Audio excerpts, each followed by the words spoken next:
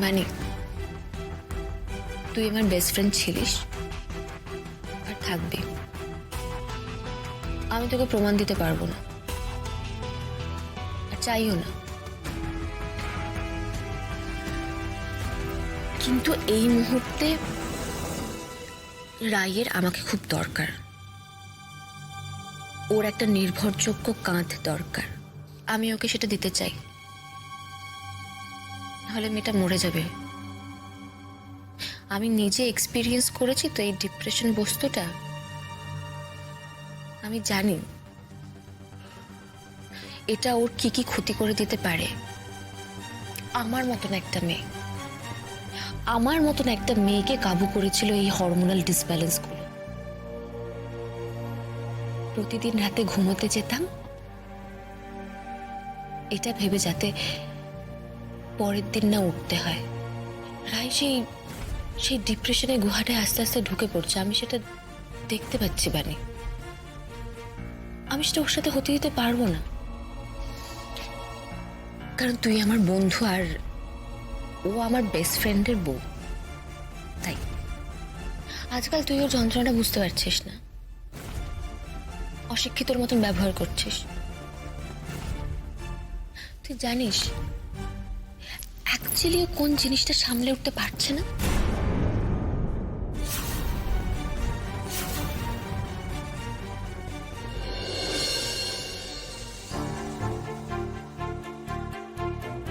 জানো সিমরান,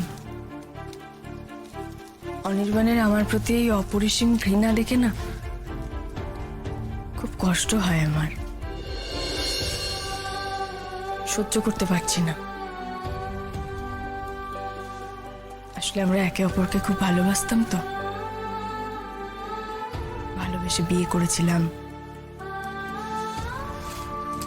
কত ঝড় ঝাপটা গেছে আমাদের উপর দিয়ে। সব সময় একে অপরের উপর ভরসা রেখেছি, কিন্তু আজ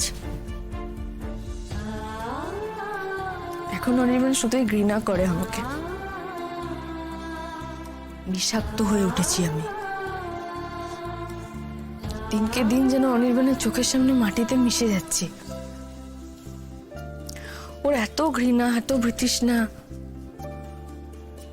এর আগে কখনো দেখিনি। অবশ্য আমারই দোষ। আচ্ছা সিমরান, তুমি আমাকে একটা কথা বলো তো, এই যে আমার প্রতি অনির্বাণের একটা অপরিসীম ঘৃণা, এটার কারণ কি শুধুমাত্র এটাই যে আমি না বুঝে তোমাদের উপর সন্দেহ করেছিলাম, নাকি অনেকদিন আগে থেকেই আস্তে আস্তে জমতে শুরু করেছিল, এখন সেটা বেরিয়ে আসছে? কিন্তু কেন? কি এমন করে ফেলেছি আমি?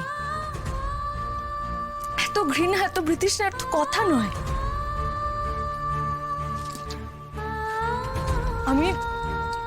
আমার অন্তরাত্মা কুকড়ে যায়, মরে যায় বারে বারে।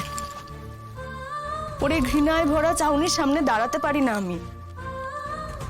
কষ্ট হয় সব সময়। এত ঘৃণা কেন করে আমাকে অনির্বাণ? আমি কি এতটাই খারাপ? এতটাই খারাপ আমি যে কোনো মানুষ আমাকে এত ঘৃণা করতে পারে? ও কি এটা ডিজার্ভ করে বানি?